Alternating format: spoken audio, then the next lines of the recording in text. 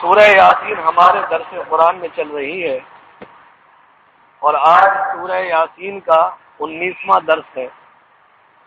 کل جو آیت کریمہ ہوئی اس کا مختصر ترجمہ دوہرا کے آج کا درس شروع کرتے ہیں۔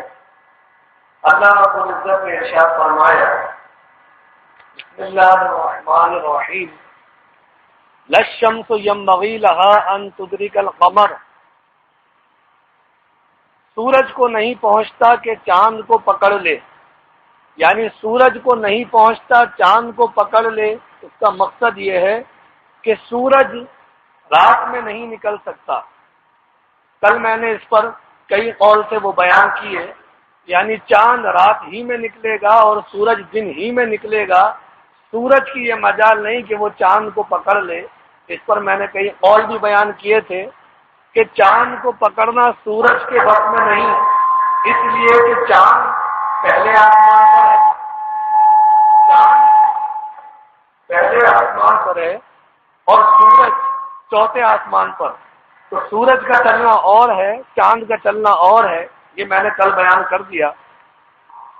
وَلَلَّيْلُ سَابِقُ النَّهَارِ، اور نہ رات دن پر سبقت لے جائے اور نہ رات دن میں آ سکتی ہے، ایسا بھی نہیں ہو سکتا۔ وَكُلٌّ فِي فَلَكٍ يَسْبَحُونَ، اور ہر ایک گھیرے پر تیر رہا ہے، یعنی اپنے اپنے مدار میں گھوم رہا ہے۔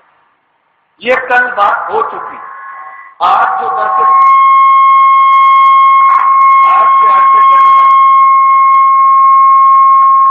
درس میں ہے وہ یہ ہے، اللہ رب العزت نے ارشاد فرمایا، بسم اللہ الرحمن الرحیم، وآیۃ لہم انا حملنا ذریتہم فی الفلک المشحون، اور ان کے لیے ایک نشانی یہ ہے، وآیۃ لہم، آیا مانے نشانی، لہم مانے ان کے لیے۔ اب یہ ان کے لیے کن کے لیے؟ کفار مکہ کے لیے ایک اور نشانی دے رہا ہے اللہ رب العزت، ایک اور نشانی سمجھا رہا ہے۔ وآیۃ لہم، اور ان کے لیے ایک نشانی ہے، انا حملنا، کہ ہم نے اٹھایا۔ حمیلا یحملو، باب سمع سے آتا ہے، اس کے معنی ہوتا ہے اٹھانا۔ انا حملنا ذریتہم، ذریتہم، اعلیٰ حضرت نے ترجمہ فرمایا کہ اللہ رب العزت نے انہیں ان کے بزرگوں کی پیٹھ میں، انہیں ان کے بزرگوں کی پیٹھ میں ہم نے بھری کشتی میں سوار کیا۔ انا حملنا ذریتہم فی الفلک المشحون، کہ بزرگوں کی پیٹھ میں بھری کشتی میں سوار کیا۔ ترجمہ پہلے غور سے سماعت فرما دے تاکہ اس کو پھر کھولتے ہیں۔ اللہ رب العزت نے فرمایا، وآیۃ لہم، ان کے لیے نشانی ہے، کفار مکہ کے لیے نشانی ہے۔ کیا نشانی ہے؟ انا حملنا ذریتہم فی الفلک، فلک کیسی؟ المشحون، بھری ہوئی کشتی۔ فلک کہتے کشتی کو، مشحون کے معنی بھری ہوئی، بھری ہوئی کشتی میں ہم نے ان کے بزرگوں کی پیٹھ میں، پیٹھ معنی صلب، صلب ہوتا ہے نا پیٹھ، بزرگوں کی پیٹھ میں بھری ہوئی کشتی میں ہم نے انہیں بچایا، انہیں اٹھایا، انہیں سنبھالا۔ ان کے بزرگوں کو، ان کے بزرگوں کو، کن کے؟ ان کفار مکہ۔ یعنی کہ اب یہ بات آپ سمجھ میں آئے گی۔ یہاں مفسرین نے فرمایا، یا اللہ رب العزت بات فرما رہا ہے نوح علیہ السلام کی کشتی کی۔ نوح علیہ السلام کی کشتی کی بات ہو رہی ہے کہ اللہ نے فرمایا، انا حملنا ذریتہم فی الفلک المشحون، کہ انہیں ان کے بزرگوں کی پیٹھ میں ہم نے بھری کشتی میں سوار کیا۔ آپ کو پتا ہے کہ جو مرد کی پیٹھ ہوتی ہے یہی مادہ منویہ کی قرار کی جگہ ہے، مادہ منویہ یہی قرار پکڑتا ہے۔ تو یہاں پر اشارہ کیا اعلیٰ حضرت نے ترجمے میں کہ نوح علیہ السلام کی کشتی میں تو 70 آدمی سوار تھے، بعض حضرت مقاتل کا قول ہے کہ 72 سوار تھے، 72 آدمی سوار تھے، تو ہر 72 آدمی کی پیٹھ میں کچھ نسل تھی، کیونکہ اللہ رب، تھوڑی سی بات اور سمجھانی پڑے گی۔ کہ صرف کشتی سے اگر بات سمجھاؤں گا تو بات سمجھ میں نہیں آئے گی. تھوڑا سا بیک گراؤنڈ سمجھے پہلے سے. جب حضرت نوح علیہ السلام نے 950 سال تک تبلیغ کرتے رہے. ایمان والے کتنے ہوئے؟ 72. ایمان والے 72. ایک روایت کے مطابق 70. 72 والی لے لیتے ہیں، چلے 72 میں ایمان لایا. حضرت نوح علیہ السلام کی تبلیغ کی عمر 950 سال تک. 72 مسلمان ہوئے. جب نوح علیہ السلام نے دیکھ لیا کہ اس قدر تبلیغ کرنے کے باوجود بھی یہ ایمان نہیں لا رہے تو بارگاہ الہی میں عرض کر دی. کیا عرض کر دی؟ سورہ نوح میں 29واں پارہ جب آئے گا اللہ سے عرض کر دی. وہ کیا؟ وقال نوح ربی، نوح نے کہا رب سے، اپنے رب سے کہا، لا تذر علی الارض من الکافرین دیارا، زمین میں ان کافروں کو مت چھوڑ، ان کافروں کو زمین میں مت چھوڑ. یہ کافروں کو دیکھ چکا ہوں میں.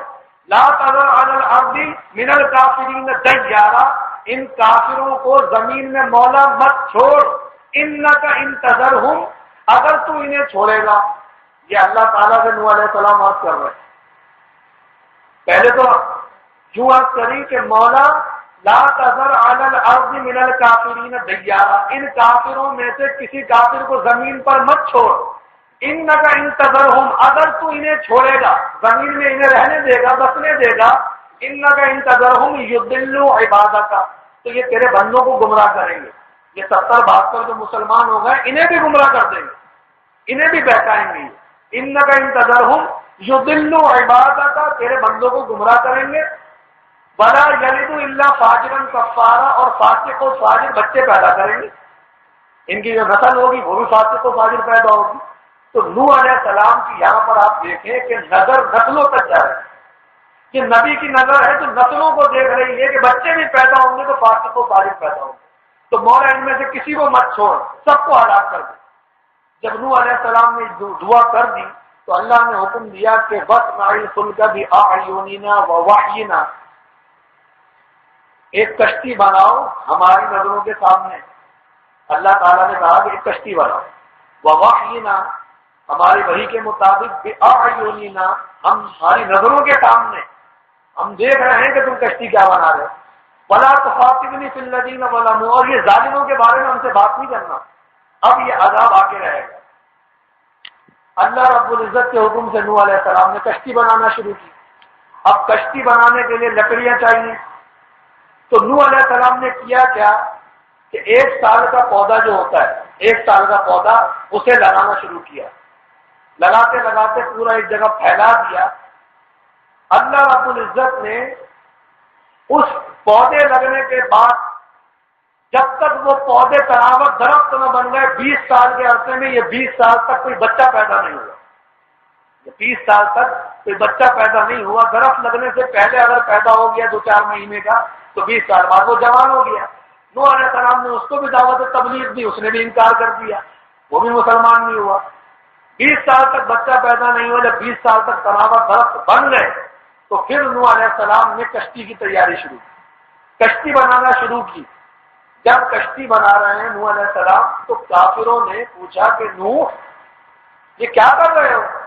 تو نوح علیہ السلام نے فرمایا میں ایسا مکان بنا رہا ہوں جو پانی میں تیرتا ہے، جو پانی میں تیرتا ہے، ایسا مکان بنا رہا ہوں.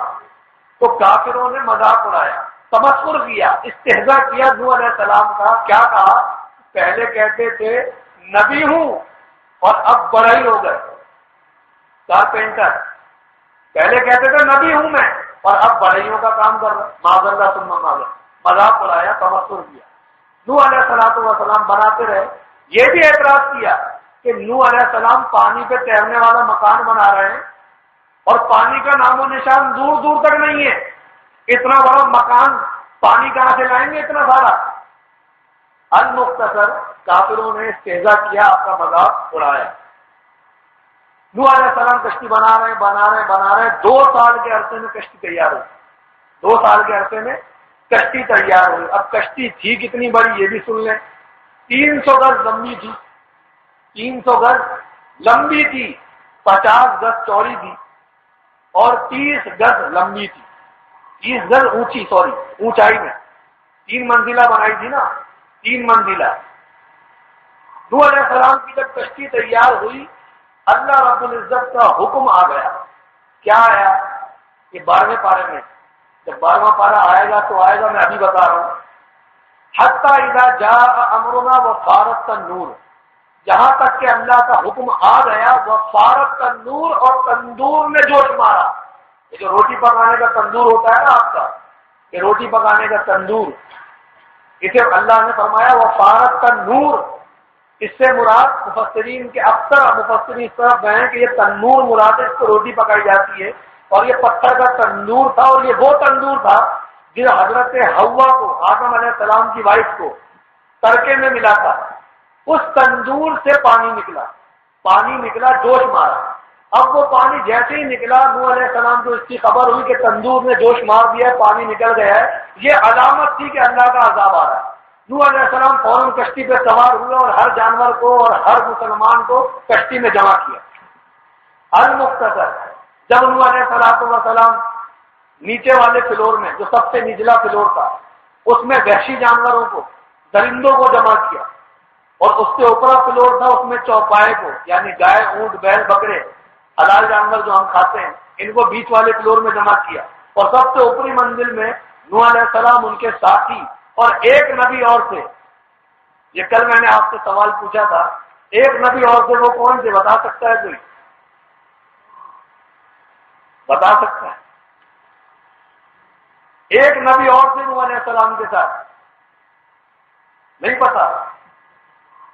حضرت آدم علیہ السلام کا تابوت، حضرت آدم علیہ السلام کا جسم اطہر، جسد اطہر، ڈیڈ باڈی جسے آپ کہتے ہیں، جسم اطہر، حضرت آدم علیہ السلام کا تابوت بھی تھا، جو حضرت نوح علیہ السلام نے لیا تھا، اپنی کشتی میں رکھا۔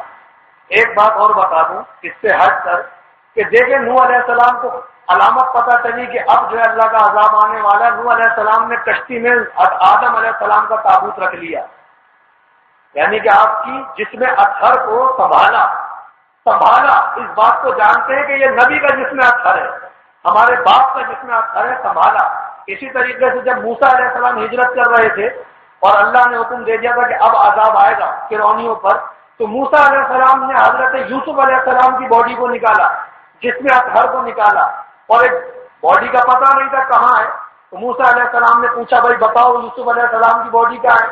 یوسف علیہ السلام کی وصیت تھی کہ جب اس زمین پر عذاب آئے تو میرے جسم کو نکال کر لے جانا، کسی کو پتا نہیں، کسی کو یاد نہیں۔ تو بتانے والے نے بتایا موسیٰ وہ فلاں بڑھیا ہے، 100 سال، کافی عمر رسیدہ بڑھیا ہے، بالکل اس کو معلوم ہے یوسف علیہ السلام کی باڈی۔ موسیٰ علیہ السلام اس بڑھیا کے پاس گئے، پوچھا کہ بتاؤ یوسف علیہ السلام کی باڈی کدھر ہے، ان کا جسم اطہر کدھر ہے؟ تو بڑھیا نے بولا کہ میں اگر آپ کو بتا دوں گی تو مجھے کیا ملے گا؟ موسیٰ علیہ السلام نے فرمایا بڑھیا تو بتا، جو تو مانگے گی تجھے ملے گا، جو تو مانگے گی تجھے ملے گا۔ تو بڑھیا کتنی عقل مند، بڑھیا نے کہا موسیٰ اپنے ساتھ جنت میں رفاقت دیتا ہے، اپنے ساتھ جنت میں رفاقت دیتا ہے۔ تو موسیٰ علیہ السلام نے فرمایا جا تجھے جنت میں اپنا ساتھ دیا۔ پھر بڑھیا نے یوسف علیہ السلام کا قبر انور کی جگہ بتائی اور وہاں سے موسیٰ علیہ السلام نے باڈی نکالی۔ یہاں پر مفسرین یہ فرماتے ہیں دیکھو نبی کتنا با اختیار ہوتا ہے کہ بڑھیا نے کہا جنت دیتا ہے تو موسیٰ علیہ السلام نے کہا دے، یہ لے جنت، لا مجھے پتا بتا۔ یہاں پر ہم یہ نکالتے ہیں کہ موسیٰ علیہ السلام کو اللہ نے صاحب اختیار بنا کر بھیجا کہ انہوں نے بڑھیا نے جنت مانگی تو دے دی، دوسرے کچھ اور نقطہ نکالتے۔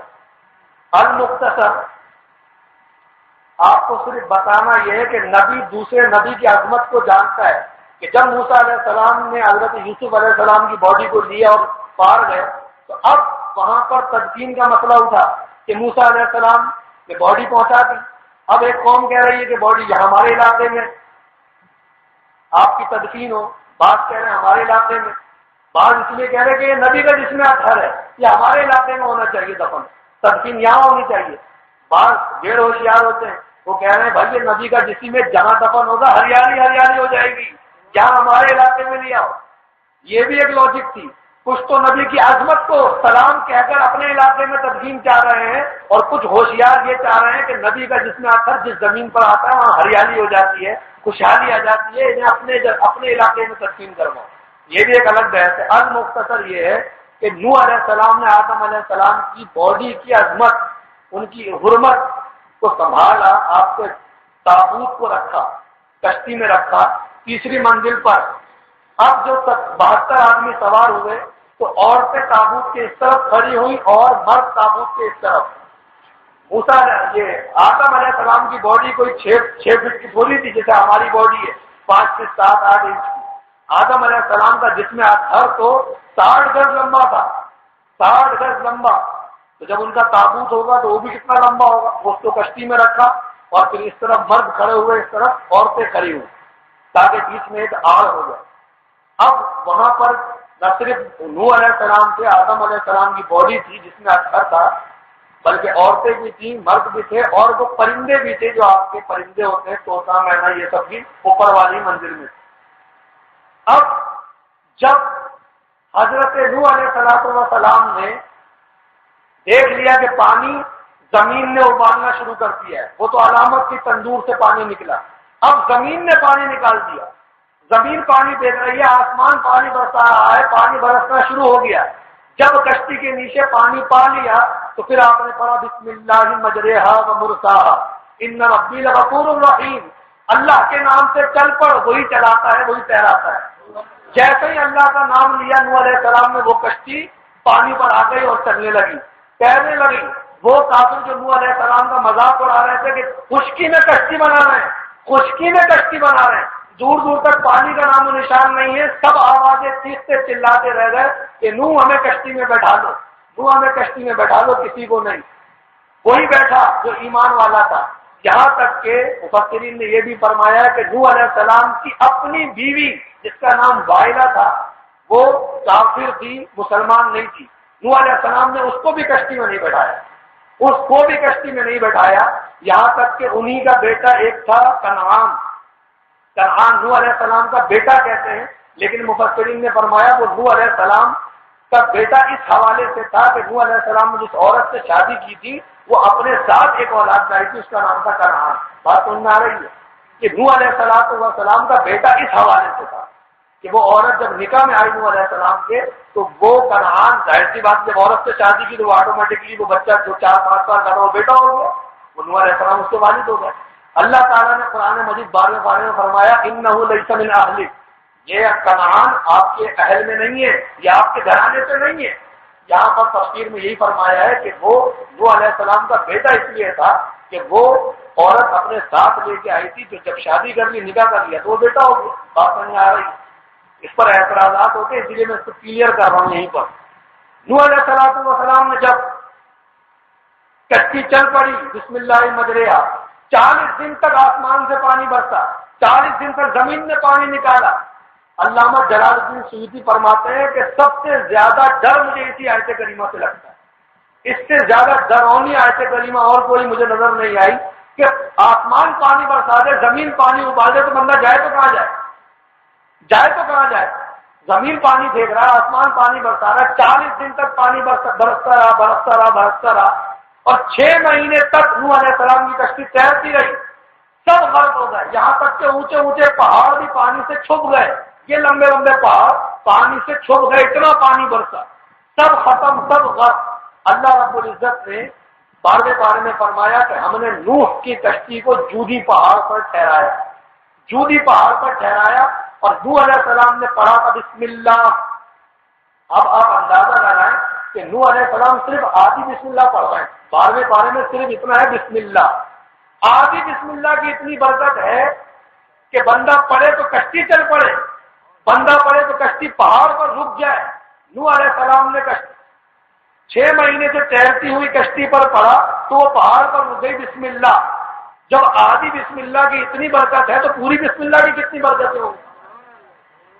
کشتی جودی پہاڑ پر رکتی۔ اب یہ کشتی چلی کب تھی اور ٹھہری کب؟ 10 رجب کو یہ کشتی پانی پر چلی اور 10 محرم کو ٹھہری، 10 محرم کو ٹھہری، 6 مہینے تک پانی پر تیرتی رہی، پانی پر تیرتی رہی۔ اسی پہ اعلیٰ حضرت فرماتے ہیں کہ یہ جو نوح علیہ السلام کی کشتی تیر رہی ہے، آخر کیا وجہ ہے کہ سارا جہان ڈوب گیا اور نوح علیہ السلام کی کشتی نہیں ڈوبی؟ وہ 70-72 آدمی نہیں ڈوبے، انہیں کچھ نہیں ہوا، حالانکہ بارش تو آسمان سے ہوتی ہے، کشتی میں بھی پانی گر رہا ہوگا، کشتی کا پانی جو ادھر ادھر گر رہا ہے کشتی میں بھی گر رہا ہے، لیکن کشتی ڈوب رہی نہیں ہے، اس کی کیا وجہ ہے؟ اعلیٰ حضرت فرماتے ہیں تیری رحمت تھی کہ صفی اللہ کا بیڑا پار تھا۔ صفی اللہ یعنی آدم علیہ السلام کو بھی جو اللہ نے معاف فرمایا، خطا ہے جو آپ سے پھل کھا لیا تھا آپ نے جنت میں، اعلیٰ حضرت فرماتے ہیں تیری رحمت تھی کہ صفی اللہ کا بیڑا پار تھا، تیرے صدقے سے نجی اللہ کا بجرا گر گیا۔ یہ رسول اللہ کا صدقہ ہے کہ نجی اللہ یعنی نوح علیہ السلام کی کشتی تیر گئی آرام سے، اسے کچھ نہیں ہوا۔ یہ اعلیٰ آقا علیہ السلام کا صدقہ ہے جو کشتی کو کچھ نہیں ہوا۔ المختصر جب وہ ٹھہری جودی پہاڑ پر، تو جودی پہاڑ کدھر ہے؟ مفسرین نے فرمایا شام، یہ ملک شام ہے آپ کا، شام اور موصل کے درمیان جو ہے یہ پہاڑ ہے جودی پہاڑ، یہاں پر کشتی ٹھہری ہے۔ حضرت نوح علیہ السلام کی یہ کشتی کو جو اللہ نے چلایا ہے، یہ سارا میں نے اسی لیے بیان کیا ہے کہ ایسے طوفان میں جبکہ آسمان بھی پانی برسا رہا ہے، زمین بھی پانی نکال رہا ہے، تو یہ کشتی کو چلانے والی ذات نے چلایا، کشتی کو کچھ نہ ہوا اور کشتی کے مسافروں کو کچھ نہ ہوا، کشتی میں جو جانور تھے جو بھی جاندار تھے انہیں کچھ نہ ہوا، تو اسے جس ذات نے بچایا ہے وہی ہے اللہ۔ اب جو دہریہ کہتا ہے اس کا رد ہو گیا اس آیت کریمہ سے۔ دہریہ کیا کہتا ہے کہ یہ اللہ نہیں چلاتا، یہ کشتی جو ہے ایسے بنی ہوئی ہوتی ہے کہ اس کا بیچ کا خالی ہوتا ہے، تو جب کسی چیز کا بیچ کا خالی ہو، سائڈیں بنی ہوئی ہو تو پانی پہ تیرتی ہے، وہ ڈوبتی نہیں ہے۔ اس کا رد ہے اس بات میں کہ تو کہتا ہے بیچ سے خالی ہو تو وہ تیرتی رہتی ہے اور ڈوبتی نہیں ہے، تو اللہ رب العزت نے اسی لیے آگے اس کا رد فرما دیا۔ اللہ رب العزت نے فرمایا، اب یہ آیت کریمہ سنیں، انا حملنا ذریتہم فی الفلک المشحون، کہ انہیں ان کے بزرگوں کی پیٹھ میں ہم نے بھری کشتی میں سوار کیا۔ اب بزرگوں کی پیٹھ کا مطلب ہے جو 70-72 آدمی بچے تھے انہی کی نسل تو چلی ہے اور آپ موجود ہے۔ بات سمجھ میں آ رہی ہے؟ کشتی بھری ہوئی کشتی میں میں نے آپ کو بتا دیا جانور بھی تھے، درندے بھی تھے، پرند بھی تھے، سبھی تھے وہ کشتی جو تھی۔ اب اللہ تعالیٰ نے فرمایا وَخَلَقْنَا لَهُم مِّن مِّثْلِهِ مَا يَرْكَبُونَ، اور ان کے لیے ویسی ہی کشتیاں بنا دی جن پر سوار ہوتے ہو۔ جیسے نوح علیہ السلام نے کشتی بنانے کی ابتدا کر دی کہ اس سے پہلے کوئی کشتی کو نہیں جانتا تھا، اللہ رب العزت نے بعد والے لوگوں کو عقل دی، سمجھ دی، انہوں نے ایسی کشتیاں بنا دی، آئل ٹینکر بنا دی، آبدوزیں بنا دی اور کشتیاں بنا دی۔ تو یہاں مفسرین نے فرمایا کہ اللہ نے فرمایا وَخَلَقْنَا لَهُم مِّن مِّثْلِهِ مَا يَرْكَبُونَ، اور ان کے لیے ویسی ہی کشتیاں بنا دی جن پر سوار ہوتے ہیں۔ یہاں پہ کشتی سے مراد یا تو پانی کی جدید ٹیکنالوجی ہے جو آج آپ ایرانی جہاز دیکھ رہے ہیں، آپ دوزے دیکھ رہے ہیں، یا بحری بیڑا دیکھ رہے ہیں، یا پھر اس سے مراد جو ہے وہ اونٹ ہے کہ سمندر میں کشتی چلا کرتی ہیں اور ریگستانوں میں اونٹ چلا کرتا ہے، اونٹ جو ہے وہ ریگستان کی کشتی ہے، اس سے مراد اونٹ بھی مفسرین نے بیان کیا۔ اللہ رب العزت نے فرمایا وَإِن نَّشَأْ نُغْرِقْهُمْ فَلَا صَرِيخَ لَهُمْ وَلَا هُمْ يُنْقَذُونَ، اور ہم چاہیں تو انہیں ڈبو دیں تو نہ کوئی ان کی فریاد کو پہنچنے والا ہے اور نہ وہ بچائے جائیں۔ تو کوئی ذہن میں یہ نہ لائے کہ یہ کشتی ایسے ہوتی ہے تو لہذا اس لیے نہیں ڈوبتی، کشتی بیچ سے خالی ہوتی ہے اس لیے نہیں ڈوبتی، یہ ذہن سے نکال دے۔ اللہ نے فرمایا اگر ہم چاہیں تو نغرقہم، اسے غرق کر دیں۔